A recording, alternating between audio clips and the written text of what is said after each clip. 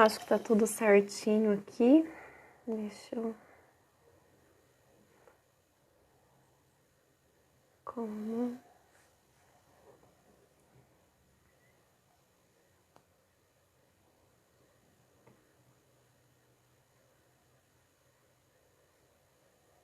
Oi, amiga! Que bom que você está aqui.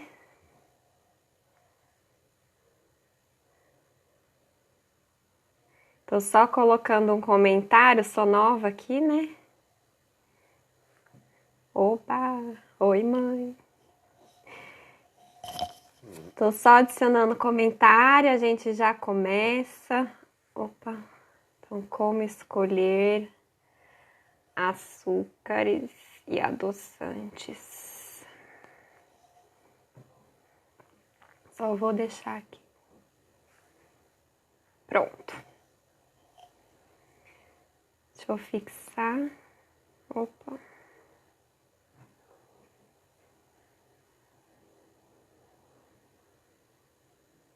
Acho que não foi. Tudo bem.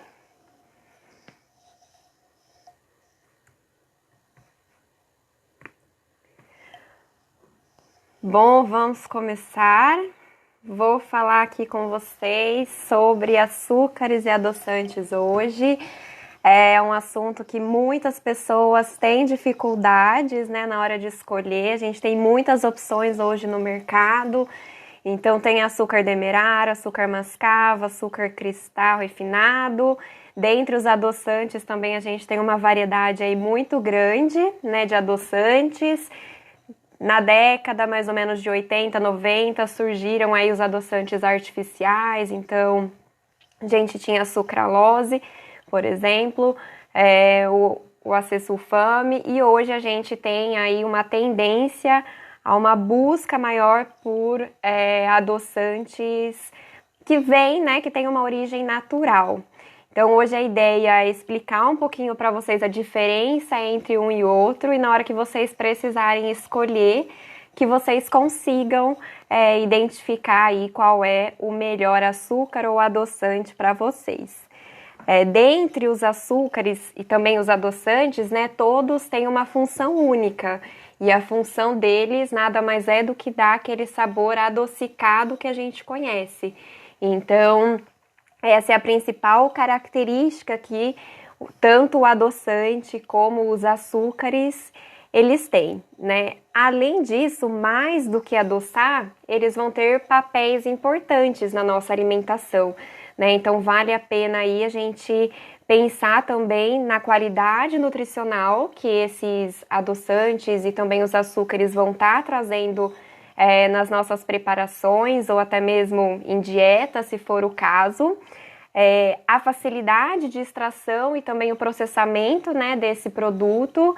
Então não adianta eu ter na natureza um produto, né, uma planta, por exemplo, que eu consiga ter lá um componente incrível em questão de adoçante, sem calorias, mas na hora que eu for extrair esse componente seja muito caro.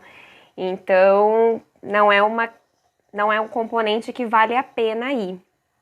Questão de viabilidade econômica também vale a pena refletir, não só na indústria, né, como eu mencionei nessa questão do processo de extração, mas também na hora que a gente for comprar esse produto, né, se vale a pena ou não o custo. Então, hoje a gente tem produtos mais caros, outros mais baratos, mas o que vai influenciar, vou falar um pouco daqui a pouquinho, é a questão do componente em si, né?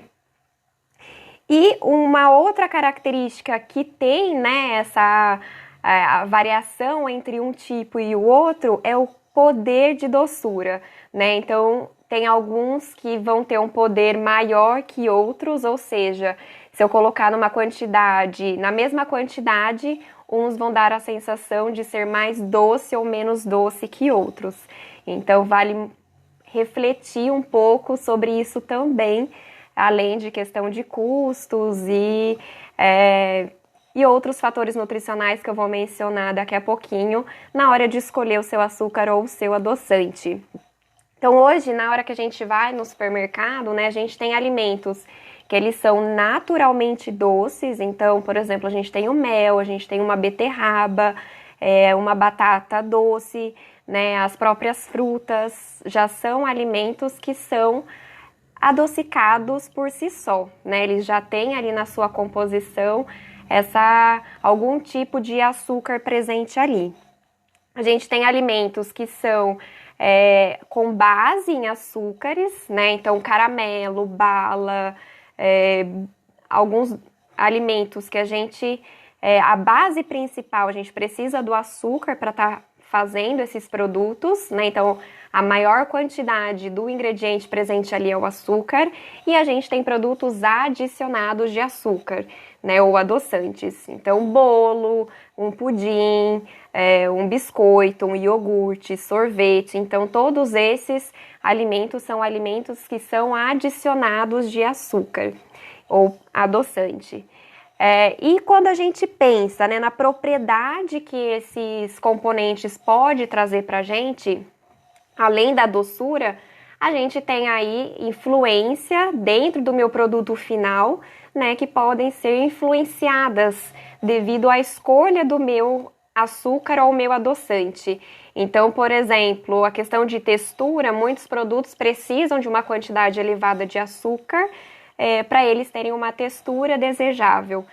Outros vão precisar de menos e vão conseguir atingir o objetivo final daquele produto.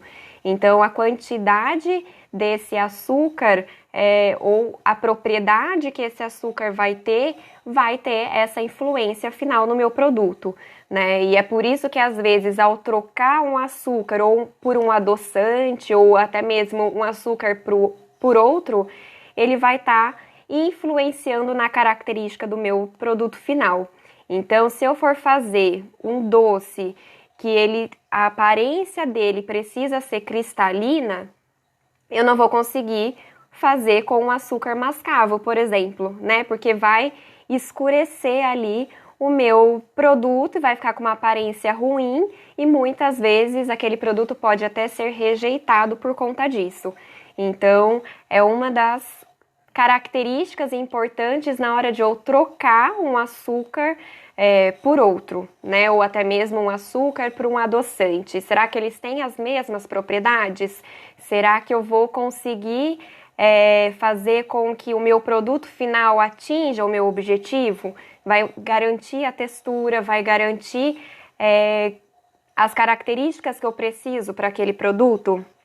Assim como uma viscosidade, a questão de ele absorver mais ou menos água do meu ambiente, né? Tudo isso faz com que o meu produto final seja alterado e, consequentemente, eu posso ter uma rejeição de um consumidor, por exemplo, né? Então, seja numa padaria, no supermercado, ou até mesmo em casa, quando a gente faz e não dá certo uma receita, pode ser por conta dessa substituição equivocada que a gente faz. Por isso que é importante entender um pouquinho cada um desses ingredientes, né? Então, como é que funciona? Basicamente, o processamento de um açúcar, né? Vou começar com eles, depois eu entro um pouquinho mais detalhado a questão dos adoçantes e, basicamente, a diferença entre os dois. Então, quando a gente pensa no açúcar, hoje aqui no Brasil, a maior fonte, né, que a gente tem a extração de açúcar é a cana-de-açúcar. Então, outros países, principalmente países mais frios, como na Europa, por exemplo, a gente vai ter a beterraba ao invés da cana-de-açúcar. Então, a produção de beterraba, ela acaba sendo mais facilitada nesses países, e o açúcar, né, igual a gente conhece, é extraído da beterraba e não da cana. Aqui no estado de São Paulo, hoje a gente tem como um dos maiores produtores de cana-de-açúcar, por isso que quando a gente anda aí pelas rodovias, a gente consegue encontrar bastante cana, né, ao redor delas, e é da onde a gente extrai o açúcar. Quando a gente faz parte da extração, né, num primeiro momento, a gente consegue ter dois tipos de açúcar: o açúcar branco e o açúcar bruto, ou o demerara, que a gente conhece, né? E qual que é a diferença entre os dois? que o açúcar branco ele passa pelo processo de branqueamento do açúcar, né? E o demerara não. Em nenhum desses dois casos eu estou falando do açúcar mascavo, né? O açúcar mascavo aí ele vai estar entrando num terceiro patamar aí, que é onde ele não passa pelo processo de clarificação. Oi, Leonor, tudo bem? Então, ele não passa pelo processo de clarificação do meu caldo, né? Então, quando a gente passa pela extração da cana-de-açúcar, ele vai formar como se fosse um xarope ali, né? Vou ter a minha cana, e aí esse caldo ele vai passar por um processo de clarificação, onde eu vou retirar impurezas e demais partículas que não fazem parte ali do meu açúcar, e o açúcar mascavo ele não passa por essa etapa, né? Então ele seria aí uma terceira classificação.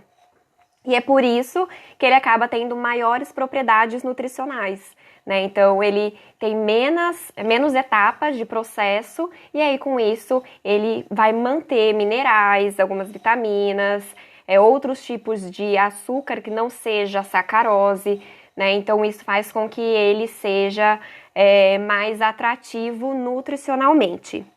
O demerara, né, que ele entra aí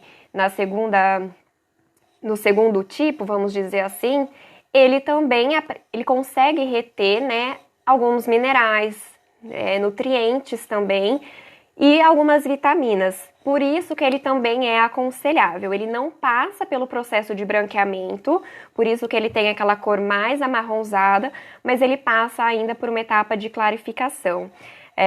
Por isso que ele fica com uma umidade menor, né? Então, se vocês observarem o açúcar mascavo, ele é um pouco mais úmido que o demerara. E o açúcar que a gente conhece aí, tanto o cristal como o refinado, ele passa por processo no caso do cristal, pelo branqueamento químico, e é esse branqueamento que faz com que ele perca todas as propriedades nutricionais, né, que a gente chama de que ele vai ficar com calorias vazias, ou seja, a gente ganha em valor energético, mas a gente perde em nutrientes, né? Então, se vocês observarem em rótulos, vocês vão ver que ele ainda tem uma quantidade de calorias, mas ele não tem nutrientes. Então, por isso que ele é o menos aconselhável de todos. O mais aconselhável aí, dentre os açúcares, é o açúcar mascavo, em seguida o demerara e, por último, e o que eu basicamente não aconselho, é o refinado e o cristal. Tem diferença? Qual que é a diferença do cristal para o refinado? Justamente o processo de refino, né? Que nada mais é do que uma trituração. Se vocês pegarem um açúcar cristal e triturar em casa no liquidificador, vocês vão ter um açúcar refinado. Então, basicamente, é essa a diferença. O cristal para o refinado, ele não tem nenhuma diferença nutricional. Basicamente, eles são o mesmo e vai ter essa diferença somente em questão de textura, né? Que um vai ser mais granulado e o outro menos. Em questão de preparo, né? Quando a gente pensa aí na cozinha e como eu vou estar utilizando esses ingredientes, dá diferença? Depende qual é o seu objetivo, né? Se o seu objetivo for fazer um caramelo, por exemplo, os dois vai dar certo. Vocês vão colocar no fogo, os dois vão derreter. Nesse caso, o refinado vai derreter de forma mais rápida e o cristal de forma mais lenta, mas os dois vão chegar ao caramelo. Então, tem receita que vai pedir, principalmente receitas mais delicadas, elas vão pedir um açúcar refinado. Nesse caso, se você quer manter os nutrientes, você pode utilizar o açúcar demerara triturado no liquidificador, também que ele vai ter uma textura fininha e você consegue utilizar e você ganha em nutrientes.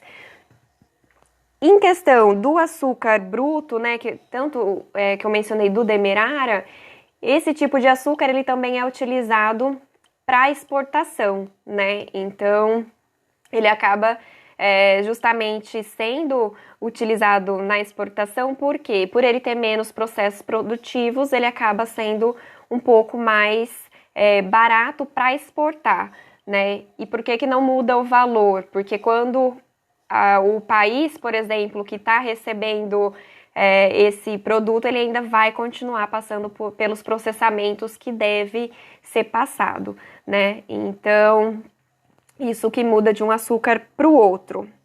Ainda dentro dos açúcares, a gente tem o açúcar de coco. Ele passa... da onde que vem, né? Vem do coco, mas não do coco fruta. Ele vem da seiva do coco, né? Então, por isso que quando a gente tem aí alguns produtos à base do coco, não é propriamente dito da fruta que a gente conhece, é da seiva. Qual é o benefício desse tipo de açúcar? Ele é um açúcar, como vocês já devem ter visto, de cor mais escura. Então, em preparos que a cor é importante, ele acaba atrapalhando, né, prejudicando o preparo. Em contrapartida, o índice glicêmico dele é mais baixo. O que isso quer dizer? Que quando eu consumo esse tipo de açúcar, eu não vou ter aquele famoso pico de glicose que eu acredito que vocês devem ter visto, né? Então, o que acontece quando a gente tem esse pico? É uma concentração alta, né, que a gente está colocando no nosso organismo de açúcar. Imagina que a gente tem vários caminhõezinhos dentro da gente que vai transportar esse açúcar para dentro da nossa célula. Então, se a gente tem uma quantidade muito grande, esses caminhõezinhos, vamos dizer assim, não vai dar conta, né? Então, ele vai ficar acumulado por um tempo ali no nosso sangue. Isso pode ser prejudicial a longo prazo, né? Então, na perda de peso, para quem deseja, também não é agradável. E ele pode impactar futuramente, né, em diversos problemas de saúde. Isso pode acarretar também na pressão, em diabetes, né? Isso vai, quando a gente tem esse pico, ele vai estimular um pré-diabetes, ou seja, a gente vai ter a sensação de como se a gente tivesse um diabetes, mas na verdade essa situação é estabilizada em questão de minutos, né? Então, isso é muito ruim para o organismo. É como se a gente tivesse um excesso, e excesso nunca é bom. Então, o açúcar de coco, ele não gera esses picos, ou seja, eu consigo absorver o meu açúcar de forma adequada, e isso é muito bom, né? Então, por isso que muitas pessoas vêm falando, né, para consumir o açúcar de coco. Qual é o malefício dele? Na verdade, em questão da saúde, se a gente, assim como qualquer açúcar, por mais que ele tenha algum nutriente, se a gente consome em excesso, não é legal, né? E o malefício, né? Na verdade, o que não é bom no açúcar de coco, a questão da cor, que pode atrapalhar em alguns pratos. O preço dele também é mais caro, justamente porque o rendimento dele é muito baixo, então por ele vir da seiva, né, ele acaba sendo muito baixo o rendimento. Então imagina que a gente pegue um líquido, né, a seiva, coloque lá para ferver até ela reduzir em açúcar, né? Então o rendimento final é muito baixo. E em contrapartida, alguns açúcares, ao invés de eles se extraírem da seiva, eles vão extrair das flores do coco. E quando a gente extrai da flor, a gente deixa de cultivar o coco, né? Então, a gente, em questão de sustentabilidade, a gente tem uma perda, né? Então, é sempre interessante olhar no rótulo da onde que tá vindo esse coco. Se é realmente da seiva ou se da flor, né? Tem algumas marcas que vão mencionar isso nos ingredientes, então vale a pena ficar um pouco atento em relação a isso. Além desses tipos de açúcar, né, Oi, Clarinha! Além desses tipos de açúcar, vocês podem também ver, né, e muitos nutricionistas, a mídia como um todo, elas vão mencionar uma infinidade de outros tipos de açúcar, né? Então, xarope de glucose, xarope de milho e por aí vai. Então, por que acontece? É ruim? Sim, porque eles não têm aporte nutritivo e eles também passam por processos químicos. É ruim processo químico? Não, né? Eu acho que a gente tem que entender qual o processo químico que está sendo aplicado ali. No caso desses N tipos de açúcares, né, provenientes principalmente aí de açúcar de milho, como eu mencionei, é o que acontece. eles passam por um processo de quebra do amido e vai transformar em glicose, né? Então, é ruim? Não.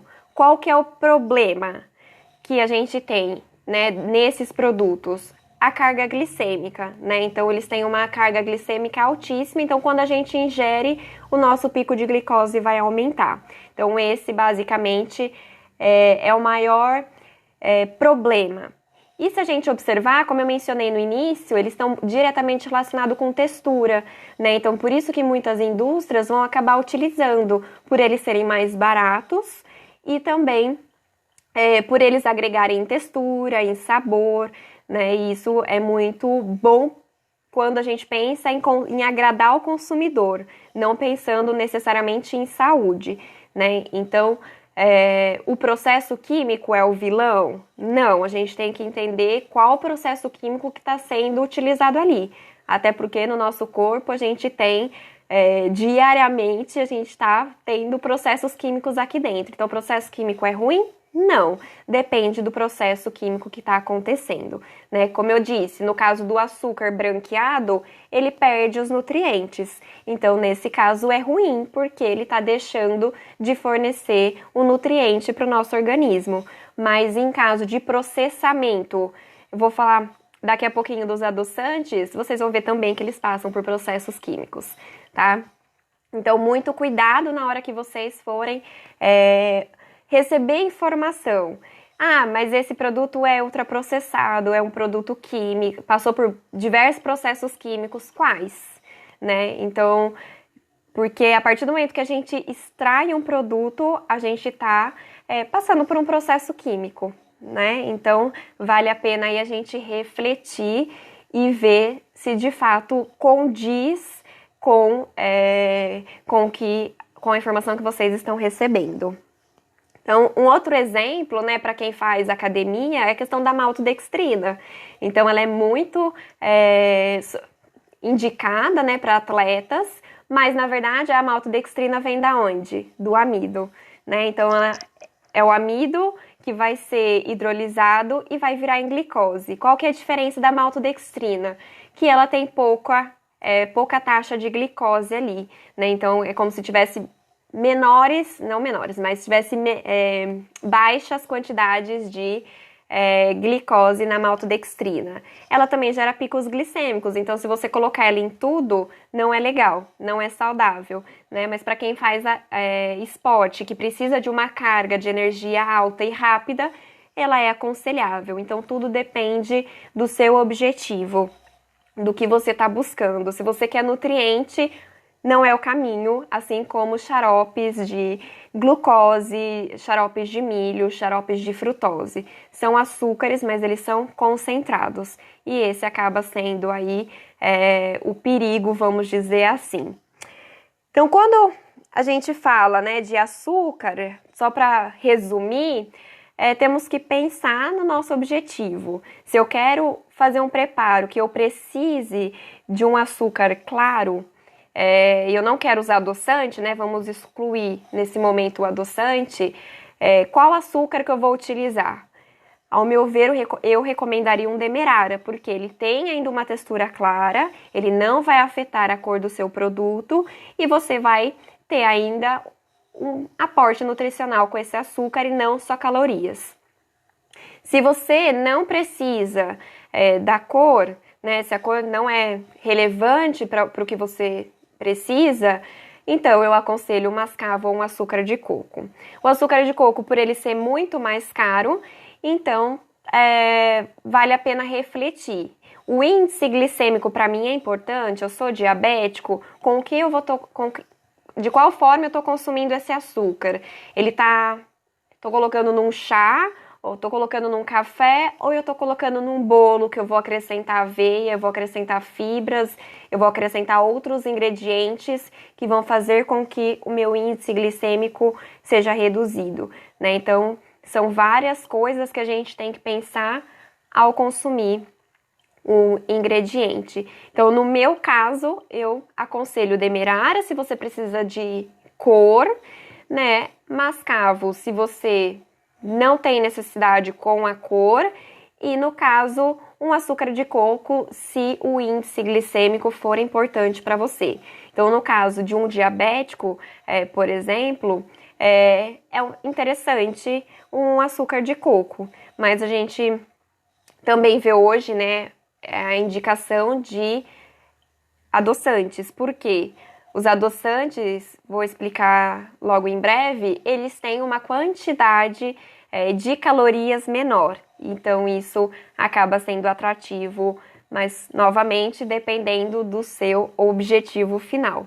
Tá? Então, se tiver que escolher açúcar, hoje, vocês já conseguem compreender a diferença de um açúcar cristal, de um açúcar refinado, de um açúcar demerara, de um açúcar mascavo e até mesmo de um açúcar de coco, né? E aí, quando vocês forem no supermercado, dependendo do seu objetivo, fica mais tranquilo vocês escolherem esse açúcar. Em relação aos adoçantes, né? O que eu mais escuto hoje, consuma esse adoçante porque ele é natural. Natural por quê? Porque ele vem de uma fonte natural? Se sim, então nesse caso o açúcar também é natural, né? Então a gente tem que pensar muito quando a gente escuta que é natural um ingrediente. Então ele é natural por quê? Porque a fonte dele é natural, né? Porque, como eu mencionei, assim como o açúcar, os adoçantes, para quem conhece os mais famosos hoje, né? O xilitol, o eritritol, até mesmo o stevia, enfim, praticamente todos eles são pós brancos, né? Eles são naturais, mas eles vêm de onde? Qual é a minha fonte? Então, vale a pena pensar, porque a partir do momento que eu faço um processo de extração, ele está passando por um processo, seja químico, seja enzimático, se eu estou colocando, seja fermentativo, né? Então, está passando por um processo químico e é o que eu mais escuto por aí. Então, é natural? Sim, mas por quê? Porque a fonte é natural? Ok. Mas se for por conta de processamento, os adoçantes também passam por processamento, né? Eles não são tirados da natureza naquele pozinho branco que a gente conhece vendido no supermercado. Basicamente, hoje, né, como eu mencionei, a gente tem o eritritol, o xilitol, basicamente todos esses que terminam com ol, eles são o que a gente chama de polióis, né? Nada mais é do que um carboidrato que passou por um processo de hidrogenação, ou seja, eu adicionei hidrogênio nas minhas moléculas e conforme ele mudou essa molécula, eu tive aí uma outra estrutura química e, consequentemente, um novo produto. Então, o xilitol, né, que acredito eu que é um dos mais famosos hoje, da onde que vem o xilitol? Então, ele é natural? Mas da onde que é extraído? Então, hoje na natureza, a gente consegue encontrar xilitol até mesmo em fibras de cana-de-açúcar, ou seja, a mesma indústria que faz o açúcar cristal, o açúcar refinado, o demerara, eu consigo extrair o xilitol das fibras, né? Então, essas fibras passam por esse processo de hidrogenação e aí eu vou ter o meu xilitol. Então, eu tenho um carboidrato inicial, que no caso do xilitol é a xilose, e passou por esse processo químico, eu tenho o meu xilitol. Assim como, por exemplo, o sorbitol, ele vem da sacarose, né? Então, ele vem lá da sacarose, igualzinho do meu açúcar cristal refinado, passou por esse processo de hidrogenação e ele vai virar o meu adoçante. O que muda em questão nutricional? Os adoçantes, a maior parte deles, né, principalmente esses provenientes são denominados polióis, eles apresentam uma baixa caloria, né? Então, hoje, se a gente pensa na sacarose, ela fornece aí pra gente 4 calorias por grama. Então, se a gente pensa num xilitol, é 2,5. Se a gente pensa num eritritol, é 0,2, ou seja, quase 0 calorias. Então, isso ele acaba sendo muito atrativo para pessoas que fazem hoje em dia a famosa dieta low carb, né? Então, ou que fazem, por exemplo, dietas que necessitam de de uma baixa caloria ou de um baixo valor energético. Então, isso é favorável para esse tipo de público, né? É prejudicial esses adoçantes? Depende. No caso dos polióis, né, o xilitol, o eritritol é o mais aconselhável no sentido de desconforto, é o que menos ocasiona desconforto. Mas todos os outros, eles podem proporcionar desconfortos gastrointestinais, flatulências, né? E isso é muito difícil de saber como cada um vai reagir. Não tem uma quantidade hoje, você pode consumir 2 colheres de chá por dia de xilitol. Não tem essa classificação hoje para os adoçantes, porque tem pessoas que é mais sensível, tem pessoas que é menos, né? Então, depende muito de cada caso. O que acontece no caso dos adoçantes é que, por exemplo, as pessoas acham que por eles não terem calorias, eu posso usar e colocar em tudo, né? E novamente, assim como o açúcar, os adoçantes em excesso também podem ser prejudiciais, né? São compostos muito novos. Então, hoje, se a gente pega o xilitol, ele começou a entrar no mercado aí em 1980, 90. Então, é tudo muito novo, os processos. É natural, assim como o açúcar mas ao longo do tempo a gente descobriu que em excesso é prejudicial. Então, eu gosto muito do equilíbrio e variar. Então, hoje eu não quero, comi muito açúcar, já comi muita coisa doce, quero maneirar. Ok, vou fazer uma preparação com adoçante. Se você não tem essa necessidade, né, se a sua alimentação é equilibrada, você pode utilizar o açúcar, por exemplo, né? Em quantidades moderadas, não tem problema, porque você vai ter um ganho nutricional ali, mas tá um consumo equilibrado. No caso dos adoçantes, se você entra e também você abusa deles, né? Se você começa a consumir em tudo, até porque qual que é uma das desvantagens do adoçante? O poder de doçura. Então, nem todo adoçante vai ter a doçura de uma sacarose, né? Que é proveniente do açúcar. Então, o que vai acontecer? Eu vou ter que aumentar a quantidade.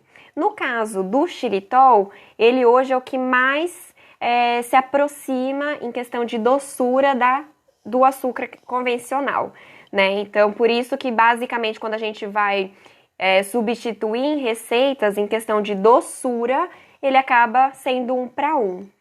No caso de um eritritol, não, né? Ele tem praticamente 70% da doçura de uma sacarose, ou seja, para eu ter a mesma doçura, eu vou ter que adicionar mais. E aí, com isso, eu vou excedendo a quantidade, vamos dizer assim, né? Então, ao invés de eu colocar 1 colher, eu tenho que colocar 1,5. E aí, na hora que eu vou ver, eu tô já consumindo uma montanha de açúcar, de adoçante. Então, vale muito a pena refletir. Vale a pena essa troca para você? É necessário trocar um açúcar por um adoçante? No caso de um diabético, é excelente. Mas para você, hoje, é importante? É interessante essa troca? Então tem que ter essa reflexão.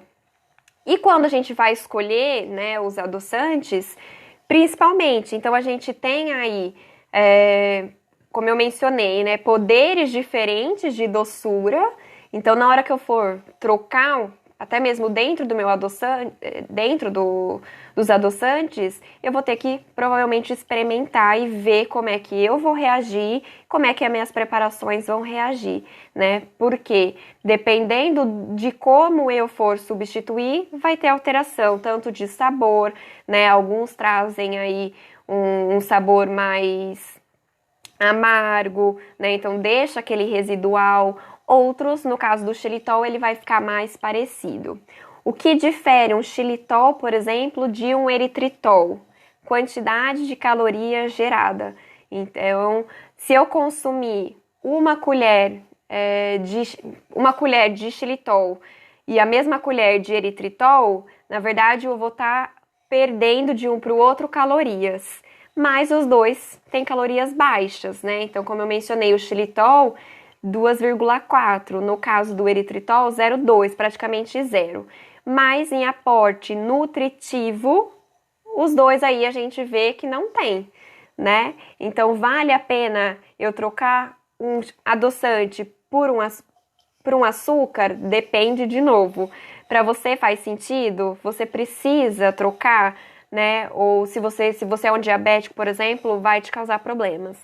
Então você precisa ter essa redução calórica, então vale a pena refletir, né, nas escolhas. Porque dependendo de como você trocar aí, você vai ter essa influência, tanto de sabor, alguns casos, né, vão trazer diferença em textura do meu produto. Então, eu tô fazendo um bolo, troquei um açúcar por um adoçante, vai ter a mesma característica? Não. No caso de um brownie, por exemplo, isso fica muito claro. Por quê? Qual que é a característica principal de um brownie, né? Dentre todas as características que a gente tem de um brownie, a crocância na superfície. Quem que dá essa crocância para mim? O açúcar. Se eu tiro o açúcar e coloco um adoçante que não tem esse poder, ele não fica crocante em cima mais, né? Então, tenho que observar, faz diferença a crocância? Dependendo, às vezes no seu dia a dia não, mas se você for vender esse produto, provavelmente o consumidor ele vai buscar essa crocância em cima do seu brownie, né? Então tem que refletir. Quero fazer um caramelo, dá certo fazer um caramelo com adoçante? Não dá. Então vou fazer um pudim, tenho que fazer a minha forma caramelizada. Vai dar certo de eu fazer com adoçante? Provavelmente não. Então depende do que você busca no seu produto, né? E das características que você quer para você. Então, eu quero mais nutriente, eu quero só adoçar, eu quero um produto que não tenha altas quantidades de caloria. Então, tudo isso vale a pena na hora de comprar um produto. Ainda dentro dos adoçantes, né? Basicamente, a gente tem 4 tipos de adoçantes. A gente tem o tipo que ele não fornece calorias, e dentro desse tipo que não fornece calorias, a gente tem os naturais e a gente tem os sintéticos, e a gente tem também, dentro dos adoçantes, os que têm um aporte calórico, mas também a gente tem os sintéticos e a gente tem os naturais. Então, de novo, né, vale a pena refletir. Os sintéticos hoje, basicamente, eles não são recomendáveis, né? Por quê? Justamente pela incerteza e uns, né, por eles já terem sido descobertos lá atrás, a gente consegue ver os malefícios que eles trouxeram para a saúde, né? Então, já tem bastante estudo na área de adoçantes artificiais que trazem aí a questão de problemas futuros, como um câncer, por exemplo, né? Então, vale muito a pena o equilíbrio e entender o que você quer, o que você está buscando dentro da sua alimentação, principalmente.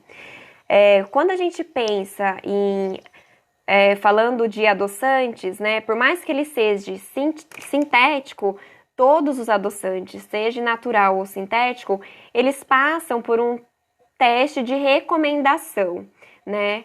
O quanto é aceitável eu ingerir diariamente sem que me faça mal.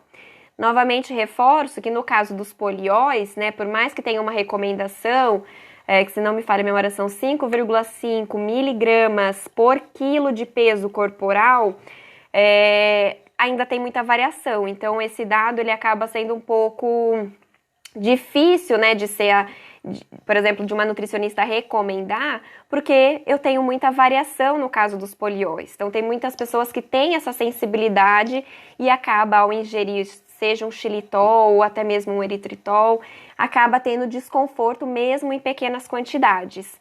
No caso dos demais, a gente também tem essa recomendação.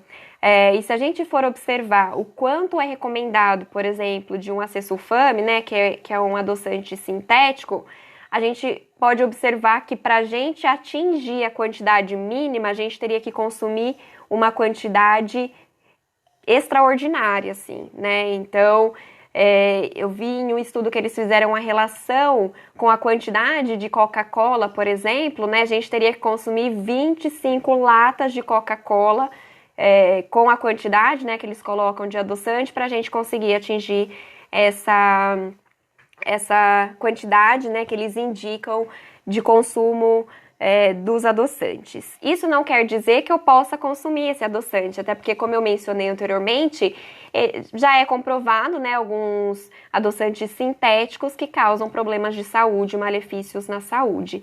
Então, assim como eu mencionei, né, o que eu prefiro, o que eu costumo indicar, vamos dizer assim, de açúcares, em questão de adoçante, hoje o xilitol, por ele ter essa proximidade aí com o meu açúcar, então na hora que você troca, né, sai de um açúcar e vai para um adoçante, você sente muito menos, né, em questão de doçura. Óbvio, né, que não vai ter essa característica similar em alguns preparos, eu não vou conseguir uma calda de um pudim com um xilitol, mas se você tiver necessidade de consumir um adoçante, eu gosto muito dele, e em seguida do eritritol, né, o eritritol eu acabo usando muito pouco, justamente no meu caso eu não busco uma redução calórica, né, então se eu quero só fazer um prato, uma sobremesa que seja com um valor baixo de açúcar, eu prefiro usar o xilitol justamente por ele ter esse poder de doçura mais próximo. E o eritritol, a diferença dele para o xilitol é que ele vai perder aí em calorias, né? Então é interessante para você ter baixo consumo de calorias, aí vale a pena você refletir e ter essa troca do xilitol para o eritritol, tá bom? Então, resumindo, né, a questão dos adoçantes, vale a pena refletir quando vocês olham, de fonte natural. Mas como eu mencionei, no caso do xilitol, por exemplo, ele pode ser extraído de um bagaço de cana, né? Ele pode ser extraído de uma fibra, de um caule, de uma folha. Então, hoje na natureza tem diversos produtos que a gente pode extrair. Mas, basicamente, ele vai passar por um processo químico, tá? Isso não tem como. Na hora de extrair, ele acaba sendo um processo, né? Então, vale muito a pena ficar atento com esse processo. Quando a gente observa, né, a questão de açúcar, açúcar mascavo e um açúcar de coco, por exemplo, a gente observa que em questão de calorias é a mesma, né? O que vai diferenciar de um açúcar mascavo para um açúcar de coco é a questão do índice glicêmico. Então, o açúcar de coco, eu não tenho aquele pico de glicemia igual eu posso ter com o meu açúcar mascavo, né? Então, lembrando, por mais que o meu açúcar ele traga alguns nutrientes, alguns minerais, vitaminas, ele não deixa de ser açúcar, né? Então, se eu consumir em excesso, eu ainda vou ter esse pico, eu posso ter esse pico glicêmico. E por que isso acontece? Porque 95% é sacarose, né? Por mais que eu tenha nutrientes ali, se eu pegar uma porção de 100 gramas, 95 gramas é sacarose. Então, ela vai gerar isso no meu sangue quando eu consumir. Não tem jeito. O que eu faço para diminuir esse pico? Quero continuar consumindo açúcar, né? Gosto de um açúcar. Você pode acrescentar outras fontes de fibra, por exemplo, para diminuir esse pico glicêmico. Então, normalmente, fibras, elas auxiliam muito na hora de ter essa redução de pico glicêmico, né? Então, como se ela retardasse esse pico e aí acaba sendo favorável. Então, vou fazer um bolo e aí eu quero colocar açúcar. Então, acrescente uma aveia no seu bolo, que aí você vai estar adicionando fibras e aí você consegue diminuir o índice glicêmico do seu bolo, tá? Então, vale a pena ter essa reflexão geral quando a gente fala de açúcares e adoçantes.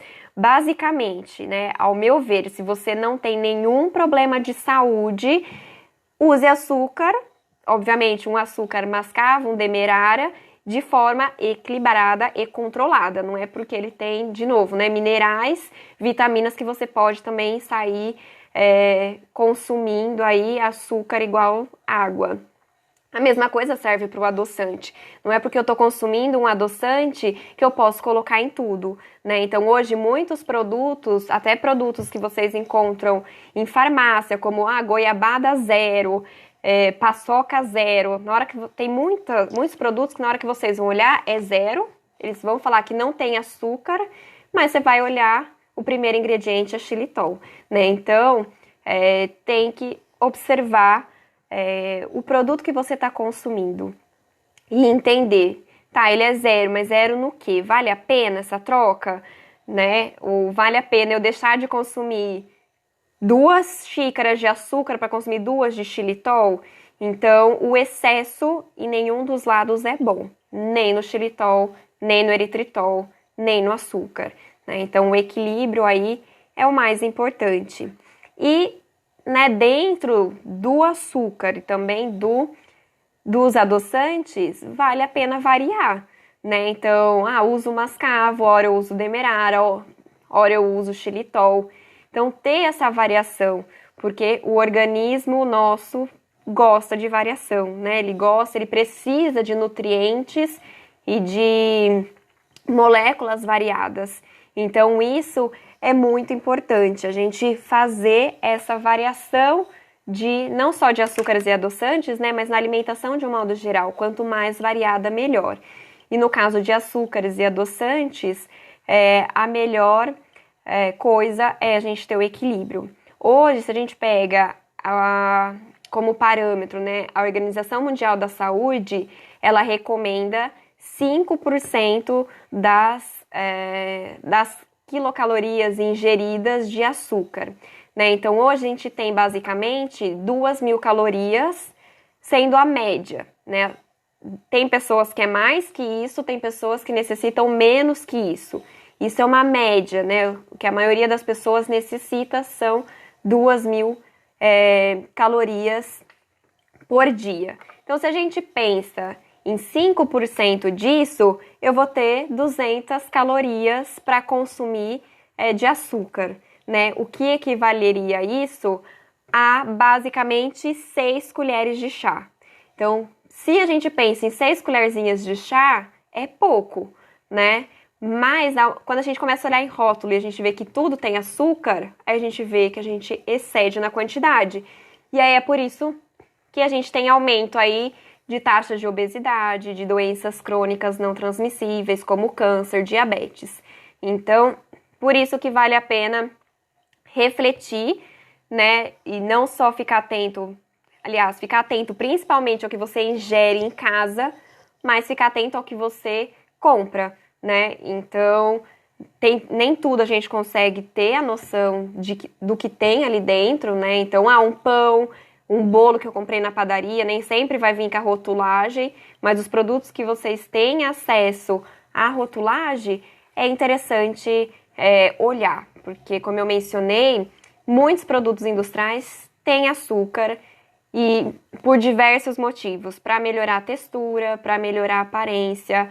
O açúcar, né, quando a gente insere açúcar em um determinado produto, ele também se liga com a água e isso diminui a deterioração do meu produto, por isso que tem muitos produtos doces, né, como geleias, que duram aí uma infinidade, porque o meu açúcar ligando com a minha água presente no alimento, ele não vai deixar disponível para micro-organismo consumir, e isso aumenta o meu tempo de validade do produto. Então, às vezes, é adicionado por diversos motivos, não somente para dar doçura. Então, por isso que é normal olhar a rotulagem e ver que, basicamente, hoje em dia, todos os produtos têm algum tipo de açúcar, né? No caso dos adoçantes, isso também acontece, porque dependendo do meu adoçante, eu vou ter uma característica diferente. Então, como eu mencionei, no caso do xilitol, por exemplo, ele vai ter um poder de doçura maior do que um eritritol. Mas o meu eritritol, ele acaba, vamos supor, sendo mais favorável em questão de textura. Então, a indústria mistura, né, os dois adoçantes para dar a textura, a aparência, o sabor que eles desejam, assim como uma durabilidade maior. Então, resumindo tudo, né? Como eu escolho, voltando ao tema da aula, né? Como eu escolho o meu açúcar e o meu adoçante. Depende do objetivo que você quer atingir. Se você hoje consome açúcar cristal ou açúcar refinado, o primeiro passo é trocar ele por um demerara. Se acostumou com o demerara, comece a intercalar com o mascavo. E aí, se fizer sentido para você acrescentar um adoçante, aí sim, você pode intercalar aí com os adoçantes e consumir. Seria o adoçante mais apropriado para você. Vale a pena? Qual adoçante, né? Então, basicamente, a maior parte dos adoçantes, eles têm uma quantidade de calorias inferior. E com isso, eles acabam sendo consumidos aí por diabéticos, por exemplo, né? E dentro dos adoçantes, o que não vai influenciar tanto o meu paladar, né? Vai influenciar, como eu mencionei, o caso do xilitol, que a doçura é bem parecida. Em seguida, o eritritol, né? Que ele vai perder em valor energético, mas de um modo geral, você tem que analisar os adoçantes presentes aí dentro da variedade que a gente tem hoje, né? Então, refletir, vale a pena eu comprar entre o sintético e o natural? Com certeza compre o natural, mas lembrando que o natural, a fonte é natural, mas ele também passa por processo, né? Então, deixar de consumir um açúcar branco porque ele passou por um processo e vou consumir um adoçante, não se esqueçam que o adoçante também passa por um processo, tá? Então, bom, esse era o meu recadinho de hoje. Se vocês ainda tiverem dúvidas, podem me mandar no direct, ou até mesmo nas caixinhas, quando eu abrir as caixinhas de dúvidas. Vou ficar muito feliz em responder para vocês. E em breve a gente faz outra live aqui com outro assunto. Gente, obrigada, um super beijo, boa noite para vocês e a gente se vê em breve.